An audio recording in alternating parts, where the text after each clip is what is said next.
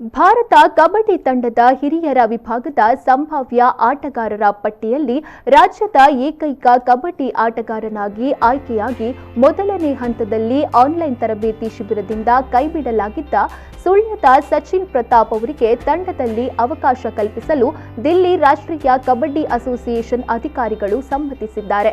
ದಕ್ಷಿಣ ಕನ್ನಡ ಜಿಲ್ಲೆಯ ಸುಳ್ಯ ತಾಲೂಕಿನ ಐವರ್ನಾಡು ಗ್ರಾಮದ ಪಾಲೆಪ್ಪಾಡಿ ನಿವಾಸಿ ಉಜಿರೆ ಎಸ್ಡಿಎಂ ಕಾಲೇಜಿನ ಹಳೆ ವಿದ್ಯಾರ್ಥಿ ಸಚಿನ್ ಪ್ರತಾಪ್ ಮೊದಲ ಹಂತದಲ್ಲಿ ಆನ್ಲೈನ್ ತರಬೇತಿಯಲ್ಲಿ ಪಾಲ್ಗೊಳ್ಳಲು ಅವಕಾಶ ನೀಡಿರಲಿಲ್ಲ.